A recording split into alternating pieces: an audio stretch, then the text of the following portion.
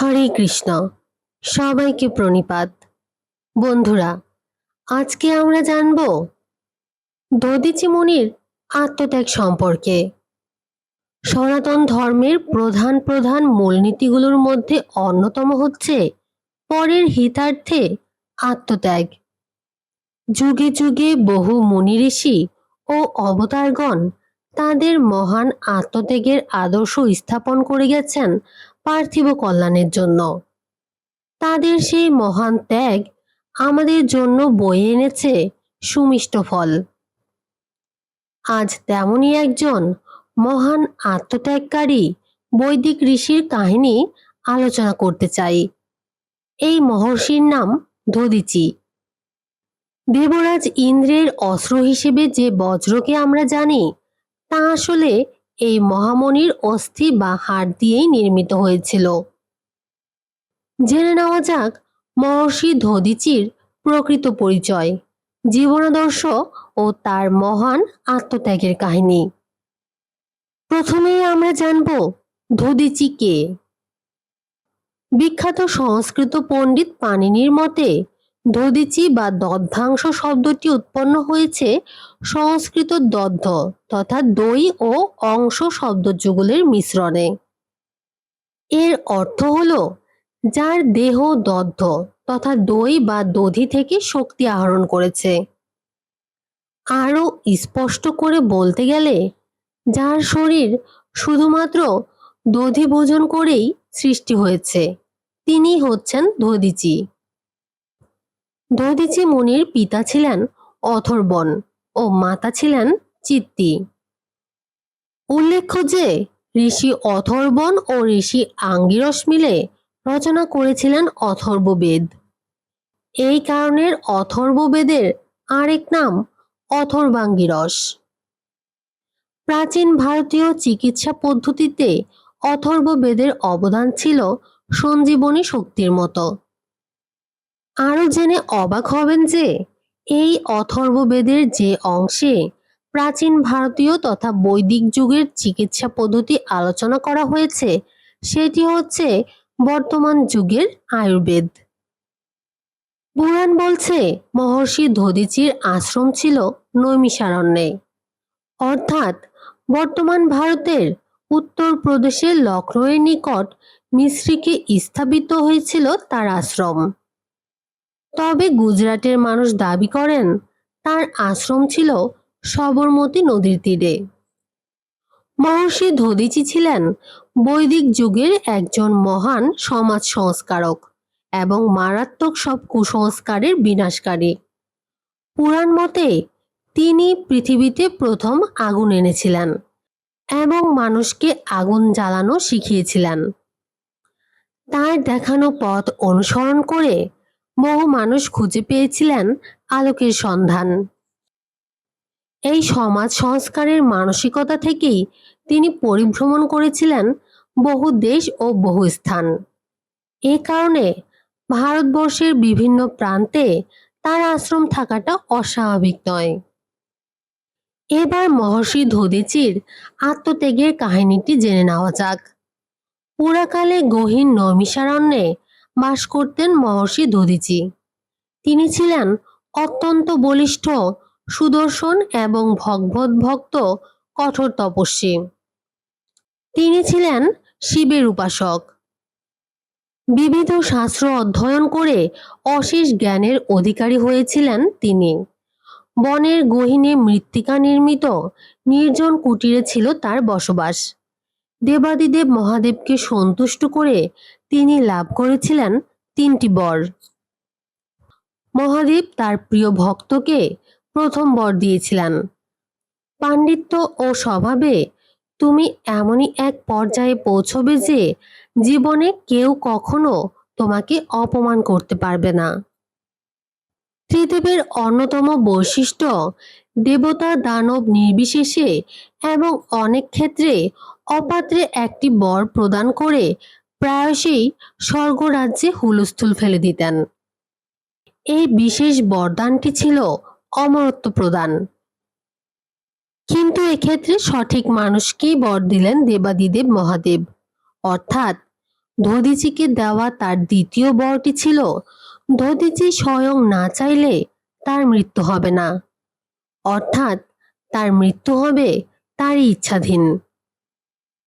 তৃতীয় যে বর দিলেন দেবাদিদেব মহাদেব, তা কখনো কাউকে এর আগে বা পরে দেননি। মোক্ষম এই বরে দধিচির অস্থি বা হাড় হয়ে উঠল হীরকের চেয়েও শক্ত, কঠিন এবং অপরাজেয়। অন্যদিকে বৃত্তাসুর নামের এক মহাপরাক্রমশালী অসুরের উত্থান ঘটল অসুর লোকে। তিনি তার কঠোর তপস্যায় তুষ্ট করে ফেলেছিলেন স্বয়ং দেবাদিদেব মহাদেবকে। প্রসন্ন শিব তার কাছে জানতে চাইলেন, কি বর চাও তুমি?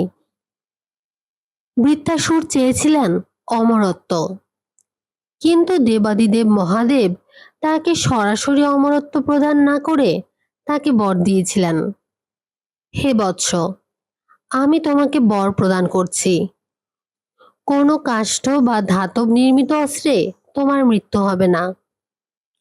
সুতরাং বৃত্তাসুর এক প্রকার অমরত্বের বরই পেলেন মহাদেবের কাছ থেকে। কারণ দেবতা, দানব, মানব সকলের অস্ত্রই ধাতু বা কাঠ দ্বারা নির্মিত হয়। বর প্রাপ্তির পর ত্রিলোক অবলোকন করল বৃত্তাসুরের আসল চেহারা। তার অমানবিক ও নিষ্ঠুর অত্যাচারে প্রকম্পিত হল ত্রিলোক। স্বর্গ, মর্ত্য ও পাতালে ত্রাহি ত্রাহি রব উঠল চারিদিক থেকে। এক পর্যায়ে এই মহাবলশালী অসুর আক্রমণ করে বসলেন স্বর্গরাজ্যেও।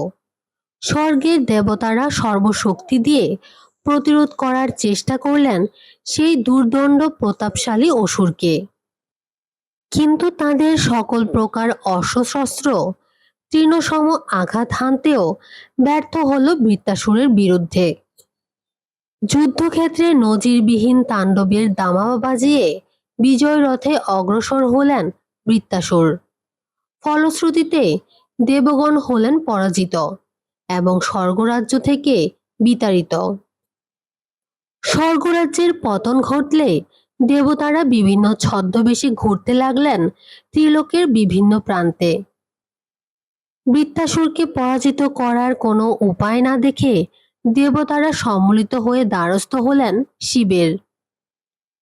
রাজ্যহারা স্বর্গহারা দেবতাদের আকুতি ভরা স্তব শুনে চোখ খুললেন ধ্যানরত শিব।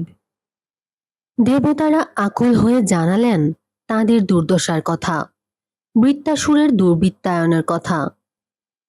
প্রার্থনা করলেন, হে দেবাদিদেব, বৃত্তাসুরকে বধ করে সৃষ্টির ভারসাম্য ফিরিয়ে আনুন। দেবাদিদেব বললেন, হে দেবগণ, বৃত্তাসুর আমার দেওয়া বরেই বলিয়ান হয়ে আজ এই অনাসৃষ্টি শুরু করেছে। কিন্তু আমি নিজেই যেহেতু তাকে জীবন রক্ষার বরদান দিয়েছি, তাই আমার পক্ষে তাকে বধ করা বা তার বিনাশের পথ দেখানো অনুচিত হবে। তাই আপনারা বিষ্ণুলোকে নারায়ণের নিকট গমন করুন। তার অনুগ্রহেই আপনাদের অভীষ্ট পূরণ হবে। ব্যথিত দেবতারা মহাদেবের আজ্ঞানুসারে পদার্পণ করলেন বিষ্ণুলোকে। এরপর কাতরভাবে শুরু করেন শ্রী নারায়ণের স্তবস্তুতি। দেবগণের আকুতিতে নারায়ণও সন্তুষ্ট হলেন। সম্মুখে আবির্ভূত হয়ে তিনি দেবতাদেরকে আশ্বাস দিয়ে বললেন, হে দেবগণ, আপনাদের বর্তমান অস্ত্রশস্ত্রে বৃত্তাসুরকে যে বধ করা অসম্ভব, এটা আপনারা ইতিমধ্যেই অনুধাবন করেছেন। কিন্তু তাই বলে সৃষ্টির বিনাশ সাধনকারী এবং পাপগ্রস্ত কোনো অসুরই অবদ্ধ নয়। আপনারা মহর্ষি দধিচির কাছে যান। তিনি পরোপকারী এবং ত্যাগী। তার অস্থি দিয়ে আপনাদেরকে নির্মাণ করতে হবে বজ্রাস্ত্র। সেই প্রচণ্ড শব্দকারী বজ্র দ্বারা আঘাত করলে নিহত ও পরাজিত হবে বৃত্তাসুর। শ্রীনারায়ণের পরামর্শে যেন আলোর দিশা খুঁজে পেলেন দুর্দশাগ্রস্ত দেবতাগণ। কিন্তু একজন মুনির অস্থি পেতে হলে তার আগে তাকে প্রাণ ত্যাগ করতে হবে। দধিচি কেনই বা তাদের জন্য প্রাণ ত্যাগ করবেন এবং তারাই বা কিভাবে মণিকে প্রাণ ত্যাগ করার আবদার করতে পারেন? এরকম নানাবিধ সংকোচ নিয়ে দেবতাগণ হাজির হলেন মহর্ষি দধিচির পর্ণকুটিরে। মহর্ষি দধিচি তার আশ্রমে ধ্যানমগ্ন ও নয়ন মুদ্রিত অবস্থায় ছিলেন। হঠাৎ তার কুটিরে দেবতাদের আগমনে ধ্যানভঙ্গ হলো তার। দেবতাদের উপস্থিতিতে দধিচি অত্যন্ত আনন্দিত হয়ে তাদের পরম সমাদরে অভ্যর্থনা করলেন। তারপর দেবতাদেরকে অতিথি জ্ঞান করে বনের সুমিষ্ট ফল এবং গোদুগ্ধজাত বিভিন্ন প্রকার সুখাদ্য দিয়ে যথাসাধ্য আপ্যায়ন করলেন তিনি। কিন্তু মহর্ষি দধিচির মতো দেবগণ ততটা উৎফুল্ল ছিলেন না। দধিচির এমন আপ্যায়নেও তাদের মলিন মুখমণ্ডলে খুশির বা সৌজন্যবোধের কোনো চিহ্ন দেখতে পেলেন না। অতঃপর মুনি দেবতাদের তার পর্ণকুটিরে পদার্পণের হেতু জানতে চাইলেন। তখন দেবরাজ ইন্দ্র সরাসরি তার প্রশ্নের উত্তর না দিয়ে বললেন, হে মুনিবর, আমরা বিষ্ণুলোক থেকে এসেছি। মুনি দধিচি বিনীতভাবে জিজ্ঞেস করলেন, বেশ তো, থামলেন কেন দেবরাজ? নিশ্চয়ই ভগবান শ্রীহরি আপনাদের মাধ্যমে কোনো সংবাদ আমাকে প্রেরণ করেছেন। বলুন, কি সেই নির্দেশ? দেবরাজ ইন্দ্র প্রচণ্ড সংকোচে মুনির প্রশ্নের কোনো উত্তর দিতে পারলেন না। মুনি তখন দেবতাদেরকে অভয় দিয়ে বললেন, হে দেবগণ, আমি পরহিত ব্রতের সংকল্প করেছি। আপনাদের জন্য আমার কিছু করণীয় থাকলে তা নিঃসংকোচে আমাকে বলুন।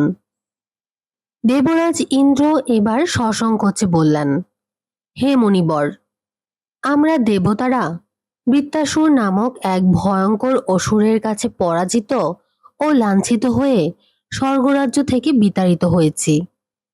বৃত্তাসুর মহাদেবের কাছ থেকে এই বর প্রাপ্ত যে কোনো সাধারণ অস্ত্র তথা কাষ্ঠ বা ধাতব নির্মিত কোনো অস্ত্র দিয়ে তাকে নিধন করা সম্ভব নয়।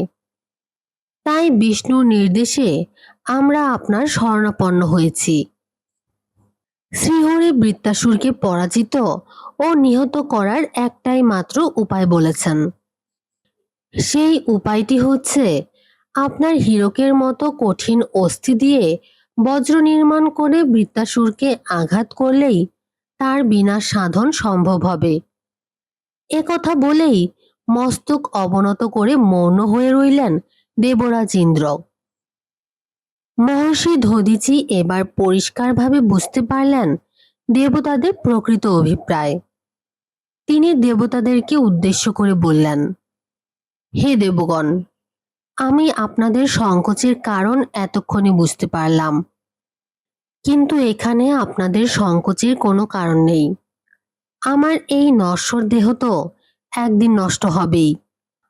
আমার সামান্য নশ্বর দেহের এই অস্থি দিয়ে যদি জগতের কল্যাণ হয়, তাহলে এই মহৎ কার্যে এর বিনাশ হওয়াই ভালো। একথা বলে মুনি দধিচি দেবতাদের সম্মুখে যোগবলে তার নশ্বর দেহ ত্যাগ করে স্বর্গলোকের উদ্দেশ্যে যাত্রা শুরু করলেন। দেবতারাও মহর্ষি দধিচির এই অতি বিরল আত্মত্যাগে ধন্য ধন্য করতে লাগলেন।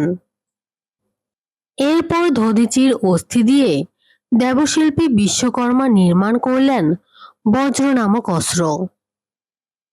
সেই প্রচণ্ড ক্ষমতা সম্পন্ন বজ্রের আঘাতে দেবতারা পরাজিত ও নিহত করলেন বৃত্তাসুরকে। সৃষ্টি ফিরে পেল তার স্বাভাবিক ছন্দ। অত্যাচারের নরককুণ্ড থেকে মুক্ত হল সমগ্র ত্রিলোক। আর সেই থেকে মহর্ষি দধিচির মহান আত্মত্যাগ চিরভাস্বর হয়ে রইল দেবতা ও মানব সমাজে। শুধু তাই নয়, মহর্ষির জীবদ্দশায়ও তার প্রচুর কর্মকাণ্ড মানুষের বিবেককে জাগ্রত করেছে, পথ দেখিয়েছে। প্রজাপতি দক্ষের আয়োজিত দক্ষযজ্ঞে মহাদেবকে আমন্ত্রণ না জানানোর জন্য ঋষি দধিচি প্রথম ব্যক্তি হিসেবে সেই যজ্ঞ ত্যাগ করেছিলেন। আজ আমরা সংকট বিনাশের জন্য যে নারায়ণ কবচ মন্ত্র জপ করি, সেই মন্ত্র রচনা করেছিলেন এই মহাজ্ঞানী ঋষি। মহামুনি দধিচির চিরস্মরণীয় কর্মকাণ্ডকে স্বীকৃতি দিয়ে ভারত সরকার 1988 সালে তার ছবি সম্বলিত একটি ডাক টিকিট প্রকাশ করেছে, যা আপনারা অনেকেই দেখে থাকবেন।